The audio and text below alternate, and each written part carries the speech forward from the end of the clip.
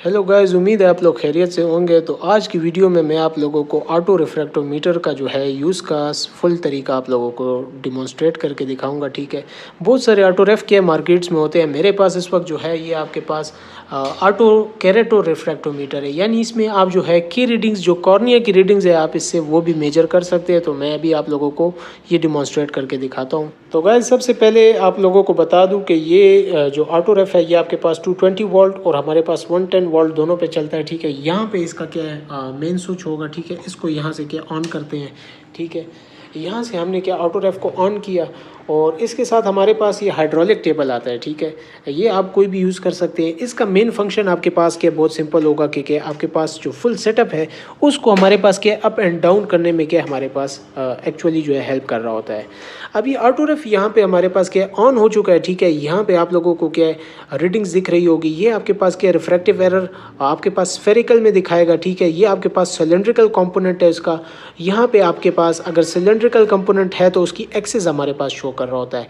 हमारे पास क्या है इसमें मीन डायमीटर जो है 12 का क्या कंसिडर किया जा रहा होता है। इसके पार्ट्स के बारे में मैं आप लोगों को ऐसे ही क्या बता दूं। ठीक है, ये हमारे पास जो इसमें है ये इसकी जॉयस्टिक है। ठीक है, इससे आप क्या लेफ्ट और राइट हमारे पास क्या है ऑटो रेफ को मूव कर सकते हैं। ठीक है, आपको अगर दिखाई दे रहा हो। ठीक है, इसके अलावा बैक एंड फोर्थ मूवमेंट के लिए भी हमारे पास इसके लिए इसकी हेल्प की जा सकती है। इसके अलावा अगर हमने थोड़ी सी अपवर्ड मूवमेंट लेनी है, अगर आप लोगों को ये मूवमेंट क्या ऑब्जर्व हो पा रही हो, ठीक है, मैं यहाँ पे दिखाने की कोशिश कर रहा हूँ, तो इसके ज़रिए क्या हम ये मूवमेंट भी अचीव कर सकते हैं। प्लस इसके सेंटर में जो हमारे पास ये बटन है, ठीक है, इसके ज़रिए क्या जब हम मैनुअल रीडिंग्स ले रहे होते हैं, ठीक है, तो इसको प्रेस करके हम अपनी रीडिंग्स ले सकते हैं। इसके अलावा इसमें अब हमारे पास कुछ और बटन है। ठीक है, यहाँ से आप इसका मोड चेंज कर सकते हैं। ठीक है, यहाँ पे अभी देखें आपके पास जस्ट क्या रीडिंग्स है, इसको मैं एक बार प्रेस करता हूँ तो अब आपके पास क्या कैरेटोमीटर की रीडिंग्स भी क्या ये प्रोवाइड करके देगा। ठीक है, यानी आपके पास रिफ्रैक्टोमीटर की रीडिंग्स भी आएंगी और आपके पास के रीडिंग्स भी आएंगी। इसको एक बार और प्रेस करूँ तो जस्ट हमारे पास कैरेटोमेट्री की रीडिंग्स आएंगी। ठीक है, ये भी मैं क्या पेशेंट पे डिमॉन्स्ट्रेट भी करके दिखा दूंगा। और दोबारा से हमारे पास जो नॉर्मल रीडिंग्स है वो हमारे पास ये है। सेंटर पॉइंट हमारे पास ये होता है आई के, हमने जो है इसके सेंटर में क्या फिक्सेट कराना होता है। ठीक है, फिर इसमें ऑटोमेटिक मोड भी होता है और हमारे पास मैनुअल मोड भी होता है। ये एक सेकंड बटन है इसमें हमारे पास। ठीक है, ये आपके पास जो है IUL अगर क्या किसी आईज में इम्प्लांट हुआ हुआ है, ठीक है, ये आपको देख सकते हैं। ठीक है, IUL लिखा गया है, तो IUL के लिए भी हमारे पास इस मोड को भी यूज़ किया जाता है। ठीक है, कुछ ही केसेस में। ये आपके पास फिर क्या है प्रिंट का बटन है। ठीक है, ये हमारे पास इतना इंपॉर्टेंट नहीं है। ये हमारे पास क्या है ऑटो रेफ को अगर हमने लॉक करना है, ठीक है, इससे हमारे पास ये फुल लॉक नहीं होता। ठीक है, हाफ इसकी जो ये मूवमेंट है जॉयस्टिक की, ये हमारे पास थोड़ी सी रिस्ट्रिक्ट हो जाती है। ठीक है, ये चूँकि पुराने मॉडल्स हैं, इसके अंदर हमारे पास लॉक्स लगाने का एक मैनुअल तरीका है। ठीक है, जब इसको क्या ऊपर कर लेते हैं, ठीक है, अभी ये पेज मुझसे क्या ये देखें, तो यहाँ से आपके पास के इन ऑटो रेफ्स को लॉक किया जाता है। ठीक है, जब एक जगह से इसे दूसरी जगह ले जाया जा रहा होता है यूजुअली, तब यहाँ पे आपके पास क्या इसका प्रिंटर का सिस्टम होता है सारा। ठीक है, यहाँ पे इसका प्रिंट पेपर लगा होता है और जब तक ये प्रिंट पेपर के ऊपर का आपके पास ये ढक्कन प्रेस ना हुआ हो तब तक आपके पास ये प्रिंट भी नहीं लेगा। जब ये मैं ऑटो रेफ के इस साइड पे आ गया हूँ, ठीक है, तो आप यहाँ पे देख सकते हैं यहाँ से आपके पास हमारे पास क्या चिन रेस्ट है। ठीक है, इस नॉब के ज़रिए हम इस चिन रेस्ट को क्या एडजस्ट कर सकते हैं। पेशेंट की हाइट अगर आपके पास ज़्यादा है उसकी फेस सिमेट्री के हिसाब से हम इसको एडजस्ट कर सकते हैं। यहाँ पे हमारे पास क्या है कोरोना डेज़ में ये बहुत इंपॉर्टेंट था। ठीक है, कि हमारे पास यहाँ पे टिश्यू रोल जो है लगाना मस्त था। ठीक है, OPDs के अंदर। ठीक है, क्योंकि हमारे पास किसी भी पेशेंट से जो है आपके पास कोई भी जर्म्स एलर्जीज जो है दूसरे पेशेंट में शिफ्ट हो सकती थी। ये आपके पास 4 हेड रेस्ट है। यहाँ पे अगर पेशेंट का 4 हेड नहीं लगा होगा तो आपके पास जो रीडिंग्स है वो हमारे पास इनएक्यूरेट आने वाली है। ठीक है, यहाँ पे आपके पास क्या स्टूल होती है, तो जब भी पेशेंट यहाँ पे एक बार हमारे पास पोजीशन हो जाए उसके बाद हमने सबसे पहले जो है इस टेबल को एडजस्ट करना होता है। टेबल को एडजस्ट करने के बाद जो है हमने इस चिन रेस्ट को एडजस्ट करना होता है और उसके बाद लास्ट में हमने जॉयस्टिक से जो है अपनी सारी एडजस्टमेंट क्या करके रीडिंग्स को अटेंड करना होता है। यहाँ पे मैं आप लोगों को क्या इसका सेंसर दिखाना चाहता हूँ। ठीक है, अगर आप लोगों को नज़र आए, ठीक है, तो यहाँ पे हमारे पास क्या वो टारगेट पॉइंट होता है जो हमने पेशेंट को क्या फिक्सेट कराना होता है। ठीक है, पेशेंट इसकी तरफ क्या यूजुअली देख रहा होता है। ये हमारे पास मुख्तलिफ़ किस्म के हो सकते हैं। ज़्यादातर हमारे पास जो टिपिकल यूज़ हो रहा होता है, ठीक है, वो हमारे पास क्या है एक बैलून होता है। ठीक है, और हमारे पास आसपास की पेरिफेरी नज़र आ रही होती है। ठीक है, इसके अलावा भी हमारे पास ठीक है कार हो सकती है। ठीक है, इसके अलावा भी बहुत सारे आपके पास यूज़ हो सकते हैं। अच्छा गैस, तो अब यहाँ पे हमारे पास क्या पेशेंट आ गया। जिस तरह मैंने आप लोगों को प्रोटोकॉल का बताया कि पेशेंट को बिठाने के बाद सबसे पहले हमने जो है टेबल की हाइट को क्या पेशेंट की हाइट के हिसाब से एडजस्ट करना होता है, ठीक है। जितना हम हाइट को एडजस्ट कर सके हमने टेबल की मदद से क्या सबसे पहले क्या हाइट को एडजस्ट करना है, ठीक है। अब ये टेबल की फाइनल हाइट है जो कि हम अचीव कर सकते हैं। उसके बाद सेकंड काम हमने ये करना होता है, ठीक है, कि चिन रेस्ट को क्या है पेशेंट के हिसाब से एडजस्ट करेंगे। यहाँ पे एक चीज़ का मैं आप लोगों को बताना भूल गया कि जब भी आप पेशेंट को यहाँ पे चिन रखने का कहते हैं, इसकी पोजीशन आपके पास सबसे बैक पोर्शन में पड़ी रहनी चाहिए ताकि हमारे पास पेशेंट का फेस इसके साथ टच ना हो। यहाँ पे एक और एडिशनल पॉइंट है, ये आपके पास जो है पेशेंट की आईब्रो लेवल के साथ क्या मैच होना चाहिए, ठीक है। आपके पास जो पेशेंट का आई लेवल है वो इस पोजीशन के साथ मैच होना चाहिए, ये इसी के लिए हमारे पास होता है। अच्छा, अब इसके बाद जो है हमने पेशेंट को क्या फिर इधर चिन रखने के लिए कहना है, आप प्लीज़ इधर यहाँ पे चिन रखें अपनी, ठीक है। और उसके बाद हमने देखना है कि क्या आया ये लेवल हमारे पास मैच कर रहा है, तो आप देख सकते हैं कि ये हमारे पास परफेक्टली मैच कर रहा है, ठीक है। अब यहाँ से हमने अपनी रीडिंग्स लेनी है, ठीक है। तो इसके लिए हमारे पास यूँ कुछ व्यू नज़र आ रहा होगा, ठीक है। तो हमने यहाँ से क्या ये देखें उसकी राइट आई क्या हमारे पास विजिबल हो गई है, ठीक है। हमने बैक से स्लोली क्या फ्रंट की तरफ मूव करना है। यहाँ पे हमारे पास सेटिंग IOL की है, तो हम इस IOL की सेटिंग को हटा देते हैं, ठीक है। अब हमारे पास जो नॉर्मल सबसे ऑटोरेफ की रीडिंग्स आएंगी, ठीक है, मैं वन हैंड से कर रहा हूँ इसलिए मुझे थोड़ी सी डिफ़िकल्टी हो रही है। ये आपके पास देखें ऑटोरेफ से अगर हमारे पास क्या है देखें, ये मैनुअल रीडिंग्स और ऑटोमेटिक रीडिंग्स दोनों आप इसके ज़रिए क्या अटेन कर सकते हैं, ठीक है। ये आपके पास क्या रीडिंग्स आ रही है, ठीक है, पेशेंट्स की। जब आपने राइट की रीडिंग्स ले ली, ठीक है, उसके बाद आप क्या लेफ़्ट की रीडिंग्स भी ले सकते हैं, ठीक है। दोनों आइज़ में अगर थोड़ा सा अप एंड डाउन हो तो आपने इस जॉयस्टिक को ऊपर नीचे मूव करके क्या एग्जैक्टली क्या अलाइन कर देना है, ठीक है। और उसके बाद बिल्कुल आई के सेंटर में मुझसे यहाँ पे नहीं हो पा रहा, मुझे बहुत प्रॉब्लम आ रही है इसमें, ठीक है। उसके लिए मैं माजरत ख्वाह, लेकिन यहाँ पे जो है असल मकसद आप लोगों को डिमॉन्स्ट्रेट करना है। 3 रीडिंग्स हम यूजुअली लेते हैं और जब सारी रीडिंग्स हम ले लेते हैं, ठीक है, तो हमने जस्ट यहाँ से क्या इस प्रेस बटन को क्या प्रेस करके अपनी जो रीडिंग्स है हमारे पास ये हमारे पास प्रिंट फॉर्म में आ जाएंगी। अब लेट से आप लोगों ने क्या कैरेटोमेट्री रीडिंग्स लेनी है, ठीक है, तो इसके लिए हमने क्या इस मॉड्यूल को चेंज कर देना है यहाँ से, ठीक है।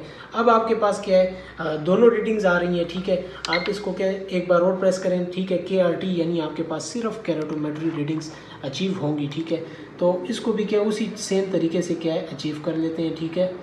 ये हमने फोकस किया और उसके बाद हमने क्या है सिंपली रीडिंग्स ले ली है, ठीक है। और उसके बाद हमने लेफ़्ट आई की भी क्या इसी तरह क्या रीडिंग्स ले लेनी है, ठीक है। और अगेन हमने क्या प्रिंट के बटन से इसको भी क्या हमने प्रिंट कर देना है, ठीक है। गाइस, आज मैं ऑटोरेफ में आप लोगों को उन मिस्टेक्स के बारे में बताऊंगा जो कि हमारे पास पेशेंट टेस्ट परफॉर्म करते वक्त क्या करते हैं, ठीक है। जिन मिस्टेक्स को अगर पेशेंट डिवाइड करे तो उनका नंबर ज़्यादा एक्यूरेट तरीके से हमारे पास ऑटोरेफ से निकल सकता है, ठीक है। सबसे पहली मिस्टेक जो हमारे पास पेशेंट्स इस ऑटोरेफ टेस्ट के दौरान हमें देखने को मिली है वो ये है कि पेशेंट्स ने यहाँ पे मास्क पहना होता है। इसके अंदर मैं आप लोगों को पहले ही बता चुका हूँ कि हमारे पास एक सेंसर लेंस होता है, ठीक है। अगर वो एक बार आपके पास फॉग हो गया तो आपके पास जितने भी रिजल्ट्स हैं वो सारे के सारे जो है आपके पास डिफेक्टिव आएंगे, ठीक है, जिससे पेशेंट्स को काफ़ी ज़्यादा क्या है इसके नुकसानात हो सकते हैं, ठीक है। उनके रिजल्ट्स अगर एक्यूरेट नहीं आएंगे तो उनकी रीडिंग्स एक्यूरेट नहीं होंगी, जिससे उनकी विजन भी जो है हमारे पास सही तरीके से हम रिकॉर्ड नहीं कर पाएंगे। तो जब भी आप पेशेंट को एग्जामिनेशन के लिए बिठाएं, सबसे पहले ज़रूरी है कि पेशेंट से आप रिक्वेस्ट करें, ठीक है। लेडीज़ हो सकती हैं कि अगर उन्होंने मास्क पहने हुए या निकाब पहने हुए तो वो अपने मास्क और निकाब को एटलीस्ट जो है नाक से और मुंह से जो है नीचे रखें ताकि सही तरीके से जो है टेस्ट परफॉर्म हो सके। तो काइंडली आप जो है अपने मास्क वगैरह उतार लें। सेकंड मिस्टेक मैं यहाँ पे आप लोगों को डिमॉन्स्ट्रेट करके दिखाता हूँ। प्लीज़ आप इधर अपनी चिन रखें ज़रा, ये देख सकते हैं आप, ठीक है, कि फोरहेड और हमारे पास इसके बीच में देखे गैप आ रहा है, ठीक है। जब यहाँ पे आपके पास गैप होगा तो आपके पास यहाँ से रीडिंग्स रिकॉर्ड करना जो है काफ़ी ज़्यादा डिफ़िकल्ट हो जाता है, ठीक है।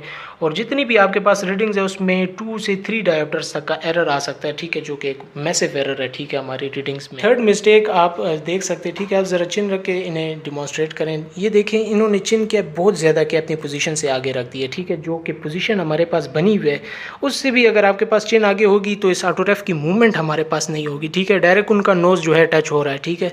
तो ये काम भी आप लोगों ने क्या टेस्ट कराते वक्त नहीं करना। और मिस्टेक्स देखी गई हैं, ठीक है। आप इधर लगाएं ज़रा फोरहेड, ठीक है। ऐसे केसेस में जो है आप पहले पोजीशन को जो है सेट करने की कोशिश करें, ठीक है। यहाँ पे एग्जामिनर का भी काफ़ी रोल है कि वो आपके पास क्या इस चिन रेस्ट को और जो पेशेंट के फोरहेड को और लेवल को जो है बिल्कुल सही तरीके से मेंटेन करके रखे। एक लास्ट मिस्टेक मैं आप लोगों को इधर पेशेंट की दिखाना चाहता हूँ। आप ज़रा चिन एक बार दोबारा से रखें, ठीक है। ये पेशेंट ने यहाँ पे क्या चिन भी सही तरीके से अगर रख ली, ठीक है, सब कुछ कर लिया। यहाँ पे इनकी आप फीट की पोजीशन देख सकते हैं, ठीक है। काफ़ी स्ट्रेस्ड आउट पोजीशन है, ठीक है। जितना आपके पास क्या बॉडी पे स्ट्रेस होगा उतना अल्टीमेटली इनकी आइज़ पे भी क्या स्ट्रेस होगा, जिसकी वजह से क्या इनके रिजल्ट्स जो हैं काफ़ी क्या आपके पास क्या है उसमें क्या आपको क्या चेंजेस देखने को मिलेंगी, ठीक है। 5 डायोप्टर्स तक के भी क्या चेंजेस मैंने देखे हैं, ठीक है। ऐसे पेशेंट्स के जो कि बिल्कुल इमेट्रोपिक हैं। तो इन बातों का आपने टेस्ट करते वक्त जो है ख्याल रखना। आप लोगों को इस ऑटो रेफ मशीन के साथ जो हमारे पास ये टेबल आती है, ठीक है, आपको नज़र आ रही होगी, ठीक है। ये नीचे जितनी भी टेबल का पोर्शन है इसके बारे में मैं आपको क्या थोड़ी सी गाइडेंस देने वाला हूँ। तो गाइस पहली बात तो ये हमारे पास के इस टेबल का और इस मशीन का हमारे पास आपस में कोई लिंक नहीं होता, ठीक है। ये इसके ऊपर हमारे पास जस्ट ऐसी ही पड़ी हुई है, ठीक है। यानी मैं जब भी चाहूँ इस मशीन को यहाँ से उठा के कहीं पे भी रख सकता हूँ, ठीक है। जिस तरह स्लिट लैंप पे हमारे पास टेबल के साथ क्या है मशीन फिक्स हुई होती है, ठीक है, इस तरह इसमें हमारे पास नहीं होता, ठीक है। अच्छा गाइस सेकंड बात ये है कि इसमें हमारे पास क्या ये देखिए 2x2 फुट की भी आती है, ठीक है। और इससे हमारे पास थोड़े से बड़े साइज़ की भी आ सकती है, ठीक है। लेकिन ये हमारे पास एक स्टैंडर्ड साइज़ है, ठीक है। ये हमारे पास अब चाइनीज़ टेबल है। इसमें हमारे पास जैपनीज़ की आती हैं, वो हमारे पास साइज़ में थोड़ी ज़्यादा हैवी होती हैं, ठीक है। तो आजकल हमारे पास ज़्यादातर चाइनीज़ टेबल्स ही यूज़ हो रही हैं, ठीक है। कुछ जगह इंडियन भी यूज़ हो रही होती है हमारे पास, ठीक है। उसमें हमारे पास ये फ्रेम अक्सर जो है वुडन फ्रेम्स भी क्या लोग इसमें क्या बनाते हैं, ठीक है। लेकिन हमारे पास नॉर्मली यही इसका जो क्या कंपनी मैन्युफैक्चर्ड यूज़ हो रहे होते हैं। अच्छा गाइस इसकी बॉडी पे अगर थोड़ी सी बात करें तो इसमें हमारे पास टायर्स हैं, ठीक है, जिससे हम इसे थोड़ा बहुत मूव कर सकते हैं। और इसके अंदर हमारे पास एक स्पेशल मैकेनिज़्म होता है जिसकी वजह से हमारे पास ये फुल मशीन को अप एंड डाउन मूवमेंट में हमारे पास हेल्प करती है, ठीक है। यहाँ पे इसका आप देख सकते हैं कि क्या है, यहाँ पे एक ऑन का बटन है, ठीक है। अगर आप लोगों को नज़र आ गया हो, ये अब हमारे पास मशीन जो है ऑन हो चुकी है, ठीक है। अच्छा ये मशीन जो है हमारे पास 220 वोल्ट और हमारे पास 110 दोनों पे काम करती है, ठीक है। अब देखिए मशीन हमारे पास क्या स्विच ऑफ है, लेकिन फिर भी हम इस मशीन को क्या अपवर्ड मूवमेंट क्या दे सकते हैं, ठीक है। आप लोगों को ये नज़र आ रहा होगा, ठीक है। तो ये आप देख सकते हैं, ठीक है, कि इसका मशीन के साथ हमारे पास कोई लिंक नहीं है, ठीक है। ये इसकी क्या मैक्सिमम हाइट है, ठीक है। जो इसकी मैक्सिमम हाइट अटेन हो जाती है उससे ऊपर बटन प्रेस करने पे क्या हमारे पास ये नहीं जाता, ठीक है। यहाँ पे इस टेबल में हमारे पास क्या है एक्सेसरीज़ रखने के लिए क्या एक बॉक्स भी अवेलेबल होता है, ठीक है। इसके अंदर हमारे पास कुछ इंपॉर्टेंट एक्सेसरीज़ हमारे पास कंपनी की आती हैं, ठीक है। ये हमारे पास कॉम्पैक्ट होकर ये मशीन आती है, उसको फिर हमने खुद ही असेंबल करना होता है, ठीक है। असेंबल करने का फुल प्रोसीजर दिया होता है, ठीक है। और साथ में एक एक्स्ट्रा जो है हमारे पास टायर भी जो है कंपनी की तरफ से आता है, ठीक है। तो ये सारी बातें मैं आप लोगों को इसलिए बता रहा हूँ कि अगर आप लोगों ने क्या मशीन परचेज़ करनी हो, ठीक है, आपने टेबल बाई करनी हो, तो आप मेक श्योर करें कि आप जो है टेबल ऐसी लें जिसका वेट कम हो आपके पास, ठीक है, वो आपके पास जगह कम ऑक्यूपाई करे। लेकिन ये बात भी ज़रूरी है कि अगर आपके पास इंस्ट्रूमेंट का साइज़ काफ़ी बड़ा हो, ठीक है, जिस तरह के हमारे पास कुछ कैनन कंपनी की जो ऑटो रेफ्स हैं, ठीक है, उनके साइज़ काफ़ी ज़्यादा बड़े होते हैं, तो उनके लिए काफ़ी ज़रूरी है कि आप जैपनीज़ टेबल लें या एटलीस्ट उनका जो ये फ्रेम वर्क है, ठीक है, इसका जो ये ऊपर सपोर्ट वाला जो पोर्शन है आप ये ज़रूर चेक कर लिया करें कि वो हमारे पास काफ़ी बड़े साइज़ का हो, ठीक है, ताकि आपका ऑटो रेफ मशीन जो है वो आपके पास इसके ऊपर सही तरीके से एडजस्ट हो सके। अब यहाँ पे आप देख सकते हैं ये मशीन हमारे पास जस्ट हार्डली हमारे पास 1 इंच का गैप है, ठीक है, और इस साइड से हमारे पास वो भी नहीं है, ठीक है। लेकिन फिर भी हम कह सकते हैं इस मशीन का अपना भी वेट होता है, तो उस वजह से क्या ये हमारे पास इस पे एडजस्ट की हुई है, ठीक है। तो ये कुछ बातें थी। अगर आपने क्या टेबल परचेज़ करनी हो, ठीक है, आप पेशेंट्स का मुआयना कर रहे हैं, ठीक है, आप पेशेंट्स को चेक कर रहे हैं, तो उसके लिए बड़ा ज़रूरी है, ठीक है, कि आपके पास जो इक्विपमेंट्स हैं वो हमारे पास बिल्कुल क्या एक्यूरेट हों, ठीक है। हमारे पास जो कंप्यूटराइज टेस्टिंग है जो कि हमारे पास एक ऑटो रेफ मशीन के ज़रिए हम करते हैं, ठीक है। ये मशीन होती है यूजुअली, तो इस मशीन के ज़रिए हम किस तरह जो हमारे पास रीडिंग्स आती हैं इस तरह प्रिंट आउट फॉर्म्स में, हम उसको कैसे रीड कर सकते हैं। ठीक है, पेशेंट के लिए भी यूज़फुल है कि वो अपनी रीडिंग्स खुद चेक करे, और एज एन ऑप्टोमेट्रिस्ट या ऑप्टिशियन या डॉक्टर हमारे लिए भी जानना ज़रूरी है कि जो हमारे पास मशीन ने रीडिंग्स प्रोवाइड की हैं वो एक्चुअली हैं क्या। तो इन रीडिंग्स को समझने के लिए हमारे पास ज़रूरी है कि आप इस ट्रायल बॉक्स और इन ट्रायल लेंसेज को जो है थोड़ा बहुत समझ लें। ये आपके पास जो है ट्रायल बॉक्स होता है जिससे आपके पास डॉक्टर जो है विजन असेस कर रहा होता है, ठीक है, और नंबर्स जो है पुट कर रहा होता है। तो ये जो हमारे पास लेंसेज हैं ये आपके पास स्फेरिकल लेंसेज है, और ये हमारे पास जो है सिलेंड्रिकल लेंसेज हैं। स्फेरिकल लेंसेज का मतलब ये है कि पूरे शीशे में जो है आपके पास, पूरे लेंस में आपके पास सेम पावर रहती है, जबकि आपके पास ये जो है इसके अंदर आपके एक रेड लाइन जो है दिखेगी, यहाँ पे अभी आपको दिख जाएगी। ठीक है, इसके अंदर ये जो रेड लाइंस है इसका मतलब ये खास एक्सिस पे आपको जो है पावर प्रोवाइड कर रहा होता है। ठीक है, तो इसलिए इन्हें सिलेंड्रिकल लेंसेज कहते हैं। अब आते हैं अपनी प्रिस्क्रिप्शन की तरफ, तो इसको हम समझते हैं। ये हमारे पास राइट आई हो गया, ये लेफ्ट आई हो गया। ठीक है, तो ये हमारे पास 3 रीडिंग्स इसने ली हैं। इसका जो एवरेज है आपके पास, ये स्टार लगा हुआ है, ये आपके पास जो रीडिंग होगी ये आपके पास स्फेरिकल कंपोनेंट है, और इसी तरह आपके पास जो ये रीडिंग्स है ये आपके पास जो है वो आपके पास सिलेंड्रिकल है, और साथ में ये उसकी वो खास एक्सिस है जो आपको मैंने वो रेड पॉइंट्स दिखाए थे। एक बार मैं आपको फिर भी दिखा देता हूँ। ये जो इसके अंदर आपको ये रेड लाइंस जो है दिख रही हैं, ठीक है, ये एक्सिस जो है ना इसकी ये इधर जो है मेंशन की हुई है। एक इंटरेस्टिंग पॉइंट इसमें ये भी है आपके पास स्फेरिकल इक्विवेलेंट SE जो है ये प्रोवाइड करता है। इन केस अगर आप सिलेंड्रिकल कंपोनेंट को ख़त्म करना चाह रहे हैं किसी भी वजह से, कॉन्टैक्ट लेंस आप पुट कर रहे हैं या आप जो है सिलेंड्रिकल प्रिस्क्रिप्शन नहीं देना चाहते, तो आपके पास यहाँ पे जो है स्फेरिकल इक्विवेलेंट यानी इतना स्फेयर आपको इसके साथ ऐड करना होगा, आपको ये प्रिस्क्रिप्शन जो है प्रोवाइड करनी होगी ताकि आपके पास ये जो सिलेंड्रिकल कंपोनेंट है ये आपके पास ख़त्म हो सके। इसी तरह लेफ्ट आई के लिए भी ये सारी रीडिंग्स हैं, ठीक है, और इसका भी स्फेरिकल इक्विवेलेंट है। साथ में एक इंटरेस्टिंग इन्होंने एक चीज़ दी हुई है, PD यानी प्यूपिलरी डिस्टेंस, 2 आइज़ के बीच में आपके पास जो सेंटर पॉइंट होता है, ठीक है, उसका जो प्यूपिल का जो सेंटर होता है उन दोनों का जो डिस्टेंस है वो आपके पास इधर इन्होंने मेंशन किया हुआ है। और इसके अलावा कुछ ऑटोरेफ्ट में आपके पास मेरे ऑटोरेफ्ट में भी ये फंक्शन है कि वो आपके पास केरेटोमेट्री रीडिंग्स जो है वो प्रोवाइड करता है। ठीक है, और इधर लिखा भी हुआ है KR यानी ये आपके पास केरेटोमेट्री रीडिंग्स भी देगा, लेकिन मेरे पास अभी वो थी नहीं। इंशाल्लाह वो मैं आपको नेक्स्ट वीडियो में समझा दूंगा। एक पॉइंट इधर मैं आपको बता दूं कि हमारे पास जो मशीन्स हैं वो यूजुअली 0.25 के स्टेप में जो है आपको नंबर प्रोवाइड करती है, क्योंकि मेरी मशीन इस तरह के वो हुई हुई है, कॉन्फ़िगरेट हुई हुई है कि वो आपके पास 0.12 भी जो है प्रोवाइड कर रही है। तो इस मशीन की सेटिंग भी मैं चेंज कर लूँगा बाद में, क्योंकि हम जो है यूजुअली 0.25 स्टेप्स में ही रीडिंग्स लेते हैं। ठीक है, दूसरी जो ज़रूरी अहम बात है जो कि मैं समझता हूँ डॉक्टर्स को पता है लेकिन पेशेंट्स को समझाना ज़रूरी है कि हमारे पास जो ये रीडिंग्स आती हैं ये इतनी एक्यूरेट नहीं होती। बहुत भी एक्यूरेट हो तो हमारे पास 90% और 95% तक ये एक्यूरेट आती हैं। इनकी जो सिलेंड्रिकल एक्सिस हमारे पास है ये यूजुअली जो है करेक्ट आती है, जिसकी वजह से इनका यूज़ बहुत ज़्यादा हो चुका है और रेटिनोस्कोपी से ये निकालना बहुत ज़्यादा मुश्किल है, जिसकी वजह से हम ऑटोरेफ बहुत ज़्यादा यूज़ करते हैं। बाकी इन रीडिंग्स में आपके पास अप एंड डाउन आ सकता है, जो कि इतना प्रॉब्लम की बात नहीं है। समझने वाली बात पेशेंट के लिए ये है कि इन रीडिंग्स को अपनी ग्लासेस का नंबर, अपनी प्रिस्क्रिप्शन का नंबर वो ना समझ बैठे, क्योंकि इन रीडिंग्स को जो है डॉक्टर्स जो है अपने हिसाब के मुताबिक, ठीक है, और पेशेंट की कंडीशन को देखते हुए अप एंड डाउन मेट्री से जो हमारे पास रीडिंग्स आती हैं, ठीक है, ऑटोरेफ मशीन के ज़रिए उनका डेटा जो है इंशाल्लाह मैं आप लोगों को कैलकुलेट करके दिखाऊंगा। तो बहुत ही ईजी है, बज़ाहिर ऐसा लगता है कि ये जो रीडिंग्स है ये काफ़ी ज़्यादा टफ है, तो आज इनको जो है सिंप्लीफाई करते हैं। ठीक है, सबसे पहले यहाँ पर मैंने 3 रीडिंग्स ली हुई है, तो ये हमारे पास जो R है ये राइट के लिए है, और हमारे पास फिर जो लेफ़्ट रीडिंग्स है वो फिर हमारे पास यहाँ से शुरू हो रही हैं। सबसे पहले हम राइट के देखते हैं।